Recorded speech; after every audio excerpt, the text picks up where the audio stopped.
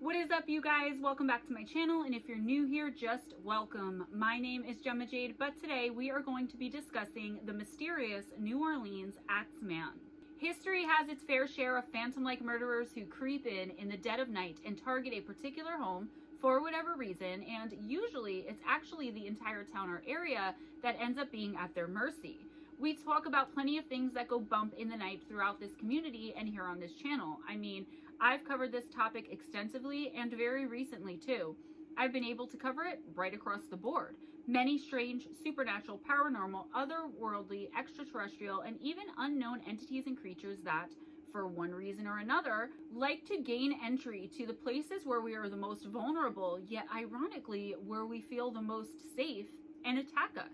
What happens though when it's a person who's the one coming into homes in the dead of night and attacking the helpless and oftentimes unwitting residents there, only to be gone before anyone was the wiser? The issue I have with cases like Jack the Ripper and this one we're about to discuss today is that even in its most primitive stages, forensics would almost always turn up some sort of lead or clue, which would then eventually, albeit many times dozens of years later, once those same forensics moved into more advanced technology and ways of preserving, came up with something. However, in a couple of weeks, I will be bringing to you the theory that Jack the Ripper was perhaps some sort of time traveler, and that's not only why he was never caught, but then also why to this day, almost exactly 134 years since the very last murder, and despite our very modern forensic techniques, he has still never even been named. Yes, many suspects have been named, but not conclusively or with much evidence. Many people believe he was actually an American, and I kind of do too, but one from either the past or the future, the latter being that he knew enough to make sure he didn't get caught, or the former due to how much evidence he actually left behind. So why not with Jack, and why not with the elusive phantom Axeman of New Orleans? I'm getting ahead of myself by bringing up old Jackie boy because it's almost the same with the New Orleans Axeman. He terrorized a city and crept into homes, slaughtering the occupants at a time when there should have been at least some usable evidence left behind. I don't know, maybe it wasn't preserved or noticed at the time due to the primitive nature of evidence gathering even back in the early 20th century. His spree didn't last very long either, and they say someone like this won't stop killing unless dead or incarcerated. So what happened here? I ask you today to keep an open mind while considering all of the possibilities, and I'm not here to try and convince you as to whether or not he was a time traveler too, but, well, let's let the facts speak for themselves though. There are many phantom killers like this who are said to be human beings who simply got lucky and were never caught. But then there's cases like BTK and the original Night Stalker, that really old crazy guy with the teeny tiny little penis. All these years later, and in the case of the Axeman, just like with Jack the Ripper, there's still not even really a reasonable suspect. Well, that isn't really fair, as each suspect is kind of just as reasonable as the next, and I think that's where my problem lies. All right, let's get into it. The official start of the New Orleans Axeman's spree is said to have been on May 22nd, 1918. Three brothers named Jake, Joseph, and Andrew Maggio, and Joseph's wife Catherine all shared the upstairs atop the family bar and grocery store. In the middle of the night, on this particular night, Andrew and Jake were awakened to what sounded like strange moaning noises coming from their brother and his wife's apartment. And this wasn't like the normal moaning sounds you would expect to hear coming from the apartment or rooms of a husband and wife, okay? These moans sounded very strange indeed, and it was odd enough that the two brothers were concerned and immediately got out of bed and went to check what in the world was going on and what all of the noise was about. They went to the apartment door and repeatedly called out for Joseph, but got no response. After receiving no response, they examined along the outside of the entire property and saw that the rear door had not only been broken into, but chiseled apart with what looked to be a wood chisel. It looked like someone took great pains to enter this home in this way and to do it extremely quietly too. A glass window panel had been removed as well, and the wood chisel was lying on top of it, nice and neat. The two brothers, still concerned, then went into the apartment and found nothing amiss or even out of place. That is, until they came to Joseph and Catherine's bedroom. It was here where they would make the most gruesome discovery. They found their brother's bed absolutely drenched and covered in blood, but he was seemingly still alive, although barely. He had several large slashes and gashes in his head. The man was moaning softly as his brothers entered. On top of him was his wife, who was obviously dead and therefore not moving at all, and she too was profusely bleeding all over her husband, the bed, and the floor below it. I guess she was hanging kind of half off, half on the bed at this point. Joseph tried once again to call out to his brothers and move the body of his wife off of him, but to no avail, and he died within moments of being discovered. Andrew and Jake called the police, and when they showed up, they confirmed that Catherine had died almost instantly. They also saw that she had been slashed so violently and fiercely across her throat, she was almost completely decapitated. Her head and her face had some really deep marks and even deeper gashes that the police determined most likely had come from an axe. Oddly enough, it seems the murder weapon was left behind because in another room, upon a thorough search of the residence, the authorities found a bloody axe.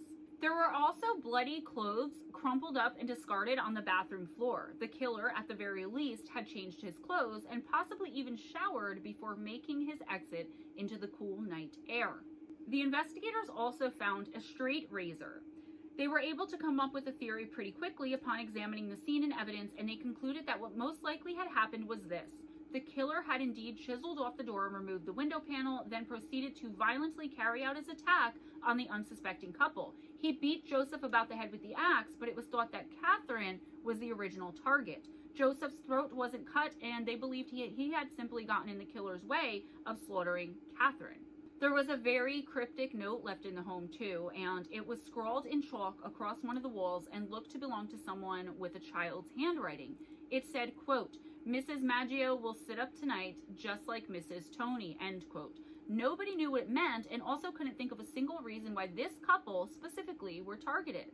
Nothing had been stolen, money from the safe was left untouched, as was all the jewelry in Catherine's jewelry box. It was deduced that the killer had entered with one intention and one only, to commit a violent and gruesome act of murder, possibly on Catherine. The first suspect was the owner of that straight razor that is said to have been used to slice Catherine Maggio's head almost completely and cleanly off her body. I initially was very surprised to hear this little fact because I had just assumed it was the axe that had done it to her, but no, the axe is what left the marks on her face, and the straight razor was used on her neck, on her throat. Anyways, the razor belonged to Andrew Maggio, Joseph's brother, and one of the men who had made the initial discovery. Andrew responded to the accusation by explaining that he had brought his straight razor over to his brother's home a few days earlier. He was a barber by trade, and there was a slight nick in the blade he had been trying to get out. This isn't the only reason investigators were suspicious of Andrew, though. They thought, given the close proximity of the two apartments, that it was highly suspect that he hadn't heard anything until it was already too late. Andrew seems to have had an answer for this too, though, and he said that he and his brother Jake had been out on the town celebrating as a way to see him off, as he was being sent out to the Navy to fight in World War II that very morning. Essentially, they were both shit-faced, and that's why neither one of them heard anything. Andrew desperately pleaded his innocence, but he was arrested anyway. It seems they weren't suspicious that Jake hadn't heard a break-in in such close proximity because the razor hadn't belonged to him. I wonder in this case, did the brothers say that it was Andrew who had initially heard the noises? So that would put him, hearing the noises first. I don't know. It's just kind of weird to me because the simple fact that one brother left his straight razor at his brother's house when they lived right next door to each other in the same building is a little thin to me. I mean, I don't know. It was quickly determined, however, that there was not nearly enough evidence to keep him incarcerated or make the charge stick, and he was released within just a few days. There were about a handful of other suspects brought in and interviewed about the Maggio homicide, but there wasn't anything on any of them enough to really make something stick. Right in the initial phase of their investigation, the authorities did come across something quite shocking. They found that there had been a long string of very similar murders where a maniac had entered homes in the middle of the night and attacked anyone and anything living in them with an axe. These murders took place not only across Louisiana but Texas as well, and between the years 1911 and 1912. Not only couples but individuals and whole families as well were slaughtered in that time, all while they slept peacefully in their beds, and nobody was ever caught for it. 49 victims in total were murdered. Reports say, quote, in at least one, end quote, of these murders, there had also been a very cryptic note left behind at the scene. It read, quote, when he maketh the inquisition for blood, he forgetteth not the cry of the humble human five, end quote. They had no solid evidence or proof of any connection, but believed nonetheless that this could very well be the same killer and that he was now out for blood once again. One more thing that made them think this was the case was the note that was left at the Maggio scene, having read something about a quote-unquote Mrs. Tony, and the name of the very last victim of that spree was Tony Scambria. Now, as a side note, and this is just my brain running because I like to review things with you all, this didn't make sense to me. So, the message left at the Maggio said, quote, Mrs. Maggio will sit up tonight just like Mrs. Tony, end quote. This, at least my humble opinion, because the last person to be killed was the man named Tony, and this note clearly was speaking of his wife, makes me wonder if maybe Mrs. Maggio wasn't the target and that she was expected to live and quote-unquote sit up either in fear or in mourning of her husband. However, without knowing if Mrs. Tony was murdered or not, or if the man was even married, I'm not sure if my question holds any water, so I'll move on. Police could only bide their time and wait for another murder or attack, unfortunately, because they had nothing to go on. They definitely didn't have to wait long, though. On Saturday, June 28, 1918, merely a month after the Maggio slayings, the Axeman seemingly struck again. A bread delivery man was making a delivery at a shop owned by a Polish immigrant named Louis Bessemer, and he found the doors to the establishment to be locked when the delivery was expected, and the shop had never been closed before at this specific time. The delivery guy, whose name was John Zanka, knew this was strange and so went around to the back of the building. When he got around to the back of the Bessemer shop, he saw that the back door was also locked. Nobody was answering his knocks or calls on either side of the building. All of a sudden, though, while Zanka was once again standing at the back door and trying to see if anyone was there and figure out what in the world was going on, he must have really been surprised when Louis Bessemer came stumbling out of that same back door, covered in blood, a hysterical mess, and claiming to have been attacked. It turns out Louis Bessemer and his mistress, a woman named Anna Lowe, had both been attacked by an axe-wielding maniac who allegedly struck Louis on the side of his head, leaving him with a fractured skull.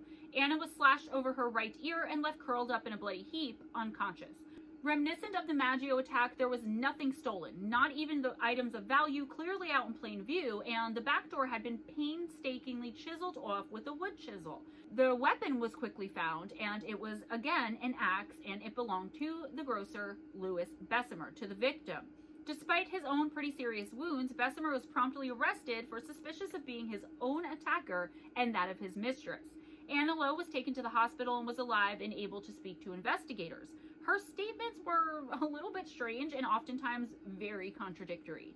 She first claimed that her attacker had been, quote, a tall, dark-skinned man, end quote, but when a man who worked for Louis Bessemer, whose name is Louis Albicon, was promptly arrested, Anna then changed her story and said that Bessemer himself had indeed attacked her. She would also state that he was not a real grocer, but a spy for the German government. Almost immediately, the newspapers and press of the day sensationalized this particular accusation and even claimed that, quote, spy newspapers, end quote, were found by investigators in his residence, but there is a lot of back and forth as to the veracity of these claims. Like, is that really true? Probably not, but how do we really know? The Axeman case and his murders or alleged murders as a whole, but this case in particular, drew a lot of attention mainly due to the claims of espionage, creepy alleged attack, and wild stories spun by Anna Lowe. Also, it was 1918, and this guy was with his mistress, not his wife, when they were attacked. It was absolutely scandalous, and the press ate it up. Maybe not so different from nowadays. Nothing of real evidentiary value was found or learned, and the case stalled almost as quickly as it had been started up. There was neither evidence to show Bessemer was the assailant, nor evidence to lead the police anywhere else. Anna Lowe unfortunately died 2 months later due to complications from surgery she had undergone in order to try and fix some of the nerve damage done to the right side of her face during this attack. Louis Bessemer eventually was arrested and charged with her death after the fact, and the initial attack as well, but was ultimately acquitted and released due to the aforementioned complete lack of any evidence at all. The true identity of who attacked Louis Bessemer and Anna Lowe is just as unknown to this day as the identity of the Axeman of New Orleans, and it's really unknown too whether or not they were one and the same. Some things came up a little bit later as far as patterns go that kind of made me second guess this one as well. The next attack would take place on August 5th, 1918, which oddly enough was the same day that Anna Lowe would succumb to her injuries and pass away. A man named Edward Schneider came home from work a little bit late, only to find that there was no cheerful greeting at the door from his pregnant wife and that the house was unusually quiet. Immediately concerned, he ran through the house calling out for his wife. When he got to the bedroom, he came upon a grisly and heartbreaking scene. Mrs. Schneider was lying unconscious on the bed in a pool of her own blood. Some of her teeth had been completely knocked out and her scalp had been partially torn off as well.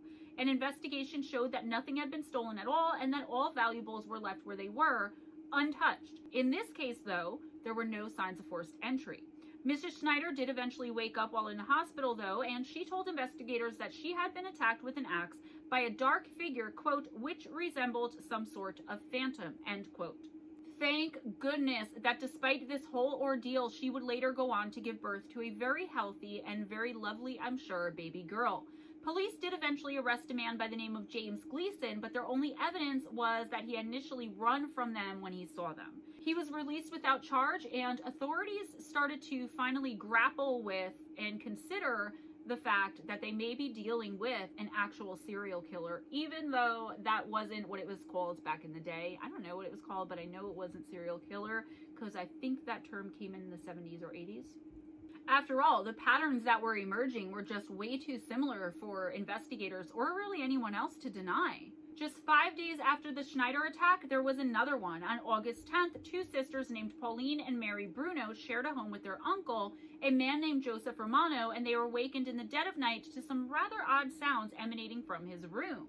There were thumps, groans, and loud thuds, all of which were uncommon for their usually quiet uncle and their usually quiet home. The sisters got out of bed and crept into the hallway where they saw a rather large, somewhat heavy-set shadowy figure who was dressed in a dark suit and a hat, just kind of looming there at the end of the hallway near their uncle's bedroom door. Pauline let out a very loud scream at just the sight of him, and he very quickly, very nimbly, especially for a man of his size, made a hasty retreat. The sisters made their way into their uncle's bedroom, and there they found him lying in a pool of his own blood with gashes and slash marks all over his face. And the two sisters, though admittedly they just let the man escape, I mean, what were they really going to do? They did say that the man was, quote, awfully light on his feet, end quote, for a man his size. The sisters took great pains to make this an emphatic point while being questioned because it probably took them by surprise how quickly this gigantic man moved. Joseph Romano was alive, but barely when he was rushed to the hospital, and unfortunately he died of his injuries just 2 days later. Upon further investigation, the house was found to have been ransacked a little bit, but again, nothing at all was taken from it. And the police started to think that maybe the person was just kind of trying to stage it to look like they were looking for something. They did find the murder weapon though, and it was, you guessed it, a bloody axe in the backyard, laying right there out in the open. The door of the residence had been discreetly and meticulously chiseled open. With this case came a wave of fear and terror that had the city of New Orleans in a complete state of paranoia. There was a lot of talk about the lunatic prowling the streets at night with an axe. Citizens who hardly remembered to lock their doors at night were now not only locking them, but barricading themselves into their homes. The older family members would sit up and keep watch, armed and ready for an intruder. They would take shifts while the rest of the house and the youngest would sleep, even if not so soundly. The newspapers dubbed the maniac, quote, the Axeman, end quote, and the city just ran with it. The police began to take in hundreds of tips about an alleged axe-wielding maniac seen prowling around the streets at nights all across New Orleans. Some of the tips did seem credible, but most were downright delusional and obviously the product of a bunch of paranoid minds and terrified people who were jumping at every single noise, so to speak. Several grocers reported finding either axes or wood chisels in their yards, and in one case someone even reported to have seen the Axeman wandering the streets in the dead of night with his trusty axe, but dressed as a woman. Despite following every single lead, regardless of how fantastical, miraculous, or even credible it sounded, but it didn't get them any closer to the Phantom Killer himself. There was an incident, though admittedly much more dramatic, that some think may have been with the actual killer. A man claimed that he had heard someone chiseling at his back door. He reported that he ran outside with his gun drawn and fired at a figure on his back porch. The potential intruder took off into the night but left behind neither chisel nor blood. Apparently, the homeowner missed his mark. I don't know if this was legitimate or not because there was no information as to whether or not there was evidence that the door was actually being chiseled at, and it went on like this throughout the city though, guys. More people than it seems the police could even keep up with were coming forward night after night. They were reporting either their doors being chiseled at, seeing strange, dark, and shadowy figures lurking about on their property, or axes that were left in their yards, allegedly. By this point, because it had gotten seemingly so out of hand, the police were only investigating the tips that seemed credible to them, and who knows which reports those were. Who knows if by not following up on every single lead that came in, regardless of how crazy or out of the realm of possibility it sounded, if they hadn't just let the Axeman escape justice because of their discretion. Panic and mass hysteria seemed to be overtaking the town, and it spread like wildfire as the days ticked by. One after another, bringing no capture of the Axeman or even the arrest or detainment of any suspects at all. I don't know, guys. I just can't help but think that with all of these calls and alleged claims that came into the police, that at least one probably was the killer and not just the delusions of a paranoid mind. But we won't ever really know that, will we? The authorities were at a complete loss, and the public was in a complete state of unrest and uproar. The problem wasn't that the killer left behind no fingerprints or really much other evidence, but that there seemed to be no clear connection between victims. Could it really be that there was an axe-wielding madman out there killing people so gruesomely, but also indiscriminately? That's very rare in and of itself, guys. Sure, most of them had been grocers, but not all of them knew each other, if any of them even did. And there was no evidence of any friendships or even business arrangements between those grocers or any other connections at all. So it wasn't even known if any two cases, like the people knew each other. So let's go over the scant evidence ourselves. 1. The door was chiseled at, and the killer always left the chisel behind. 2. The weapons used were weapons of opportunity that were found in the victims' homes for the most part. It wasn't always an axe, but it was almost always an axe. 3. The weapons/axes were always left at the scene as well, and also never had any fingerprints on them. While all of this was going on, there was a new detective who came into the case publicly speculating that these recent murders were definitely connected, or so definitely seemed to be, to the rash of almost identical killings that had gripped the area approximately 7 years earlier in 1911. His name was John D'Antonio, or D'Antonio, and he stated with absolute certainty that the killer in each case was one and the same. He speculated, again publicly, that it was perhaps someone with a dual or split personality who was susceptible to uncontrollable fits of rage, which then brought on an equally uncontrollable urge to kill and slaughter innocent people. Many people believed at the time that he was just stating the obvious when he concluded that the killer could have been, quote-unquote, just about anyone. After the murder of Joseph Romano, despite so many alleged sightings and random calls of attempted break-ins and attacks, the police were no closer to catching the killer when all of a sudden, the murder stopped and the attacks stopped altogether for a few months. The city had calmed down a bit in the interim, and there was hope that perhaps the killer had, for whatever reason, stopped altogether. As we all know in this community, though, that doesn't really ever happen. Unless they die or end up incarcerated for another crime, there's almost no history of a serial killer simply stopping on his own for good. They have what are called cooling off periods sometimes, and it seems by what happened next that these few months were exactly what this was for the Axeman. On March 10th, 1919, the maniac would strike again. This time, it was still in New Orleans, but across the Mississippi River in a place described as, quote, an immigrant suburb, end quote, called Gretna. Another grocer, this one named Charles Cortimiglia, was in an unnamed room of his home when an axe-wielding intruder attacked him.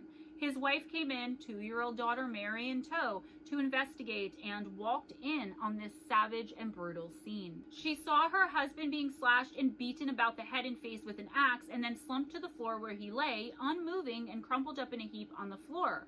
The stranger then turned his attention to the wife and despite her pleas for mercy, this one was hard, guys, hacked her 2-year-old daughter to death while the mother watched in horror, helpless to save her baby girl.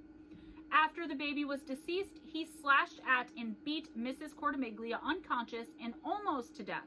She had a very severe skull fracture, possibly a few, but she was still alive. He must have thought she was dead because he fled the scene, satisfied that he had just taken out an entire family. A neighbor named Orlando Giordano heard the screaming and banging and all-around ruckus and went to investigate. He found the husband seemingly dead in a pool of his own blood on the floor and the desperate wife clinging to her baby daughter's brutalized and lifeless body. However, Charles would end up surviving his wounds, and so did his wife. The only one who died was the little 2-year-old baby Mary. Each of her parents had severe head wounds, gashes, slashes, and bumps all over their heads and faces, but in the end, they did make full recoveries. When the police arrived, they found the weapon, a bloody axe, lying haphazardly on the victim's back porch. The door had been chiseled open, and the wood chisel left behind as well. Same MO as all the other murders and attacks, and they knew the Axeman was back. Once again, there were no fingerprints found, but the police saw that pieces of the chisel door were stacked neatly atop one another up against the backyard fence, and they theorized that this is how the killer probably got away. Again, no money, valuables, or anything else was stolen. Charles's wife, Rosie, was eventually able to speak to the police about that fateful night, and when she did, she named her and her family's attackers. She told the investigators that it was none other than the man who claimed to have found them. It was, according to Rosie Cortimiglia, Orlando Giordano and his teenage son, Frank. Police were skeptical, however, and questioned the validity of her statement when they realized Giordano weighed more than 300 pounds, was 69 years old, and in extremely poor health. If nothing else, he would have been far too large to have fit into the opening the killer had chiseled into the door in order to gain the entry. Charles Cortimiglia did refute his wife's claims and said the two men were innocent and that Orlando was simply responding to the strange noises happening and, being a good neighbor, had gone to investigate. Thank goodness he did too, because Charles and Rosie would have bled out had he not acted so quickly. Why would he leave them alive and call for help if he knew that they would both be able to identify him, right? That doesn't make sense right from the door. Sure enough, though, and not really so shockingly, the Giordanos were charged. Based solely on Rosie's accusations and testimony, they were eventually convicted of the attacks and death of the little 2-year-old Mary. Frank Giordano was sentenced to death and his father got life. A short while after the sentences were handed down, Rosie Cortimiglia came forward and admitted she had made the whole thing up because she saw an opportunity in all of this horror and tragedy. She was an opportunist and saw the opportunity to remove the Giordanos, who were fellow grocers, from competition with them. Thankfully, the two innocent men were released in 1920 after having spent 2 years in prison. Nothing at all was done to Rosie for her false allegations, and I'm sure it caused not only the Giordanos, but the police, as far as investigating and the trial as well, a whole lot. Guys, I've said it before and I'll say it again. Being the victim, even of such an unimaginable and unspeakable, horrific crime, does not give someone the right to victimize others. It's absolutely unthinkable what she and her husband went through and what they lost. But what she did, in my book, is inexcusable. And it makes me sick to my stomach that people, still to this day, get away with shit like this all the time. Far too often we make excuses for people like this who have been through hell. I don't subscribe to it and think it's a bunch of BS. Moving on. The attacks on the Cortimiglias, and especially the death of little 2-year-old Mary, made the city of New Orleans go crazy with fear once more. The lack of suspects or even possible ones made the police and the city itself start to come up with crazy theories as to who could have done it and why.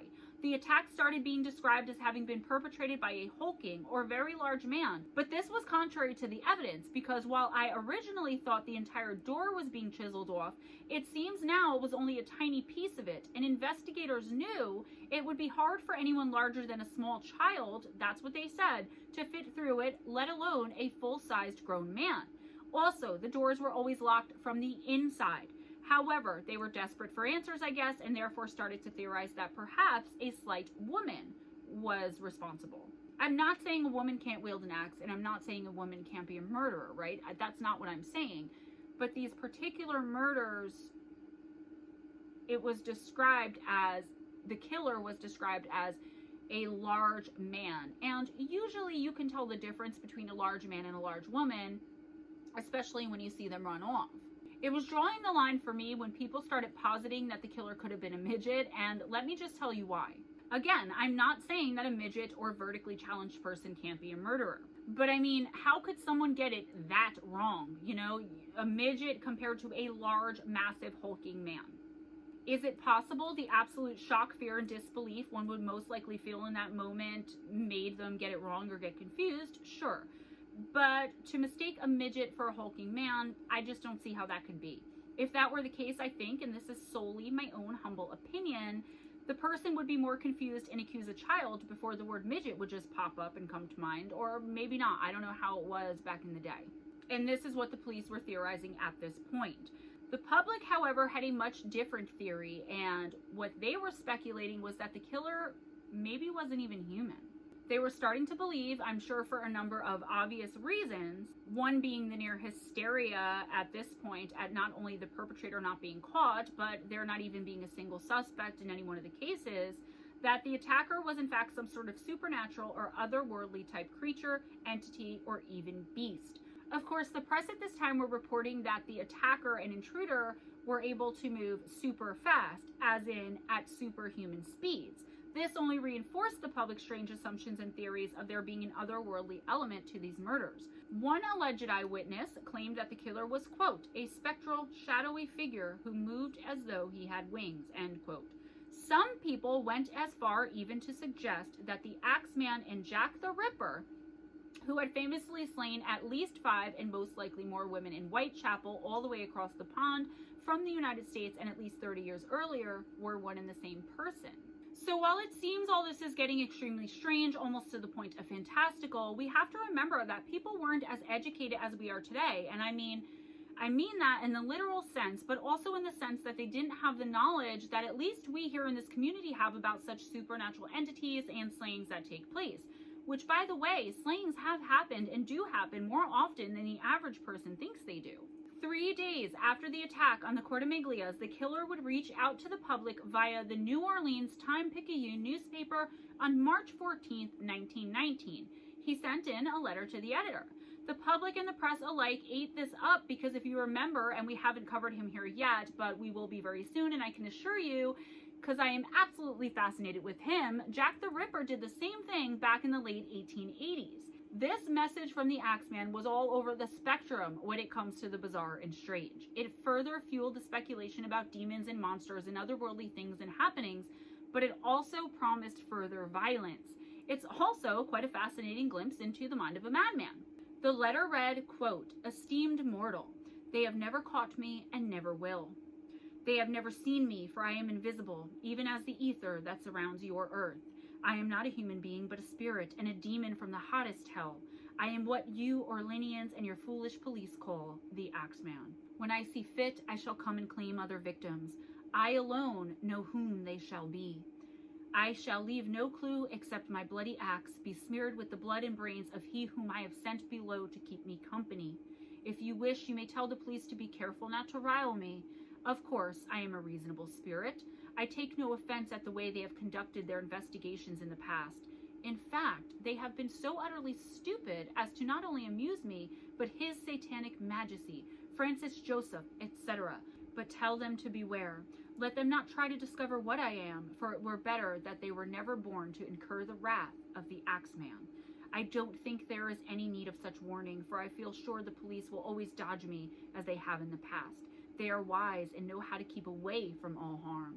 Undoubtedly, you Orleanians think of me as a most horrible murderer, which I am, but I could be much worse if I wanted to. If I wished, I could pay a visit to your city every night. At will, I could slay thousands of your best citizens, for I am in close relationship with the Angel of Death. Now, to be exact, at 12:15 earthly time on next Tuesday night, I am going to pass over New Orleans once again. In my infinite mercy, I am going to make a little proposition to you people.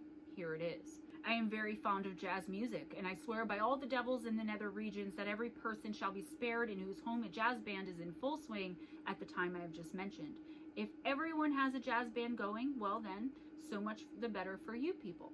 One thing is certain, and that is that some of your people who do not jazz it on Tuesday night, if there be any, will get the axe.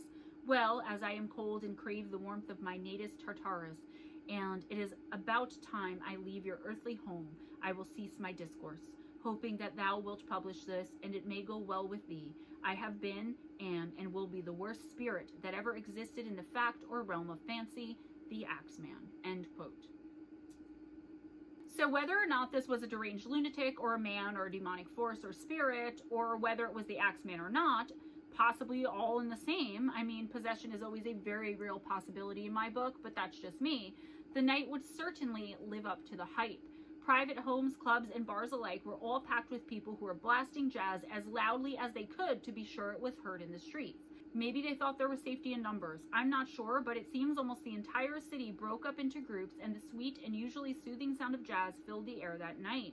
Most of them were even having a great time and dancing and laughing inside, as the music seemed to soothe the city's recent mania. A famous local jazz composer named Joseph Davila wrote a song specifically for the occasion. It was a big deal, and I'm not sure if this is macabre or smart, maybe a bit of both. The name of the composition was, quote, "The Mysterious Axeman's Jazz. Don't scare me, Papa," end quote. It actually became a huge hit and was the most chosen song to be played on repeat in almost each and every single place who was following the Axeman's instructions that night. It was, some thought, an extremely extravagant display of what appeared to be merrymaking in the midst of such horror and fear. Maybe it helped the public overcome their paranoia and simply forget, if just for a night, what exactly their fair and beloved city was in the midst of, or should I say who? There were those amidst the jazz-filled city stood on their porches with shotguns and challenged him to come and dare try to enter their homes or places of business. It seemed to many, though, and I'm in complete agreement with this notion, that the people of the city seemed to think that somehow the evil amidst them was perhaps taking a break that night, as if it was almost impossible to imagine such bloodshed and terror on such a beautiful and song-filled evenings. Now, there were no killings that night, and I couldn't find a direct answer as to whether or not every single occupied place played jazz that night. Most sources say there were some who didn't, but I cannot get a straight answer that I can verify for you as fact. I, for one, can't even possibly believe that every single person in that giant city was led to play jazz music loudly enough for this maniac to hear it, should he be out wandering around. I believe he was there amongst the partygoers and that he wasn't out lurking to see who had disobeyed him, because he would have then been suspicious. I was also trying to find if it was normal for a person to have an axe in their home in New Orleans at this time, but when I type the question into the web browser, the Axeman murders pop up. I was trying to find out, like, how did he know that the people he chose and targeted were going to have an axe? He didn't usually bring one with him, and in almost all cases, the axe had come from the person's home. So was it so normal that he just assumed and knew that an axe would be there? Or was it that he was targeting people that he knew would have one? And again, I couldn't find a straight answer, because when I typed that question in, the New Orleans Axeman comes up. After all, most of his victims were grocers, and I by no means believe this was a coincidence at all. But in getting back on track and ending this extremely long video, stay with me. I mentioned it lulled the city into a very false sense of security, and that's because there were no more murders or attacks until August of that year. On August 11th, 1919, a grocer named Stephen Boca stumbled into a neighbor's house with his head cracked almost completely wide open. His neighbor's name was Frank Janusa, and he was shocked and frightened at the gaping wounds which were bleeding profusely all over the place. As soon as he got there, though, Boca fell unconscious and was rushed to the hospital by ambulance. He eventually recovered, but his memories of the attack were all a blur, and he couldn't give the police anything helpful. He said that he was asleep in bed when he woke to a looming dark figure swinging an axe down onto his head. Though he struggled, he sustained very serious wounds. He managed to get away and get to his neighbor's house before the attacker could finish what he assumed he had been trying to do. The figure, he remembered, was wearing dark clothing. As far as the investigation, everything was fairly typical of all the other murders and attempted murders. Nothing of value was taken from the home. The door had been chiseled away, and the chisel was left behind on top of the door itself. On September 3rd, the madman would strike yet again. The neighbors of 19-year-old Sarah Lawman went to check on her after hearing some very strange noises and very loud noises coming from her home. They found her lying unconscious in her bed in a pool of her own blood. She had a gigantic, jagged head wound, and her teeth were all cracked and knocked out of her mouth. The case was a little different in that the attacker seemingly had gotten in through an open window instead of chiseling the door as he always had, but there was no question who had been responsible once a bloody axe was found lying on the front lawn. It was, once again, the Axeman. Almost right after the attack on Sarah Lallman, the Axeman tried to break into the home of a Mr. William Carson and his family through an open window, but was thwarted by the homeowner, who was armed at the time. Despite being shot at several times, the would-be killer got away, but not without leaving behind a chisel and a clean axe. About a month later, on October 27th, the Axeman would come to claim his last victim, at least officially. A woman named Esther Albano was sleeping with her children in their bedroom when she heard very bizarre and out-of-place noises coming from her bedroom, where her husband, Mike Pepitone, was sleeping alone. She walked into the room to find a dark, shadowy figure looming over her husband, who apparently had just been hacked to death with an axe. She saw the scene in the axe, but didn't turn on any of the lights. She didn't have much time to register the situation in her head before the intruder made a swift and hasty exit. The widow Pepitone was unable to give any description other than the man she saw was, quote, very big, yet extremely quick and nimble, end quote. The door had been chiseled away, and the bloody axe was left behind on the back porch. Oddly enough, though, her story doesn't end here. About a year later, Esther Albano Pepitone was said to have shot a man named Joseph Mumphrey to death in Los Angeles, and then claimed it had been because she had recognized him as the man who had killed her husband, Mike Pepitone. There was no solid evidence to suggest Mumphrey had committed any of the murders, including her husband's. There was circumstantial evidence, though, and quite a bit of it, in my opinion, at least to suggest he could have been involved somehow. So, Joseph Mumphrey had been released from prison in 1911, right around the time the first spat of murders took place. He went back to prison right around the time when those murders stopped, and was then released again in 1918 when the other murders, including that of Esther's husband in 1919, started. He had been living on the West Coast since the time the last official murder took place, again that of poor Esther's husband. Additionally, he was well known to be someone who liked to target Italian Americans for blackmail.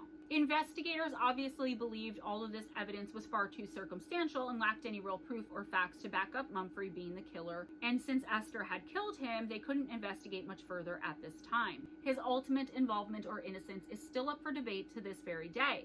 I must say here, though, that according to researchers nowadays, this man's very existence, and therefore Esther's killing of him, have also been called into question.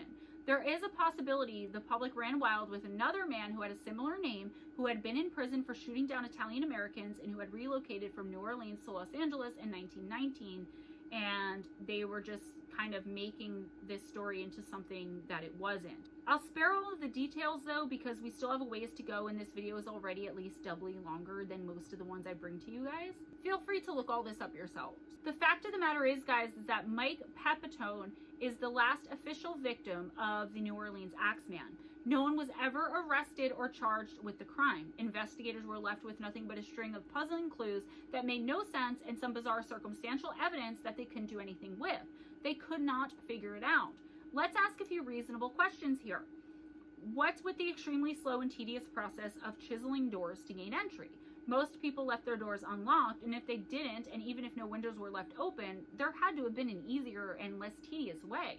Especially for a man who was as large as this one was reported to be pretty much across the board. Next up, how is it that a man consistently described as large and hulking could fit through a hole or space he himself had chiseled that was said to not even be big enough for a slight woman or a small child to fit through? He also left behind a chisel and the axe at every single scene, even the one where he was chased away by the armed homeowner. That means he either had access to such things in his personal life, or he was in some store somewhere constantly buying these items that, given what was happening in the city, should have been extremely suspicious. Suspicious enough that, in my opinion, it would have called attention to him and for the authorities to have been tipped off. It seems as though they weren't, though. Either that, or this was one of the tips they didn't feel like checking out, and he got away with all of it because they decided it was too much work to be diligent. In most of the cases, so most of them, but not all, the axes belonged to the victims.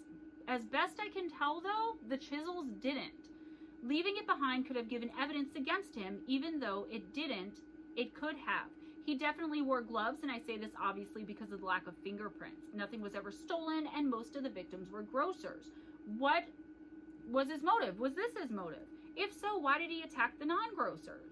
Not only were they grocers, but immigrant Italian-American grocers, and this led some to speculate that the mafia were involved and that the ones who weren't in this particular category or group of people, Italian-American grocers, were either mistakes or done by a copycat. After all, what better way to get rid of an abusive husband or cheating spouse, the man killed in bed with his mistress was Polish, than to have a serial killer running around the area who you could easily copy and blame the murder on. There is no evidence to suggest that Louis Bessemer's wife killed him or had anything to do with it, but I'm just theorizing here.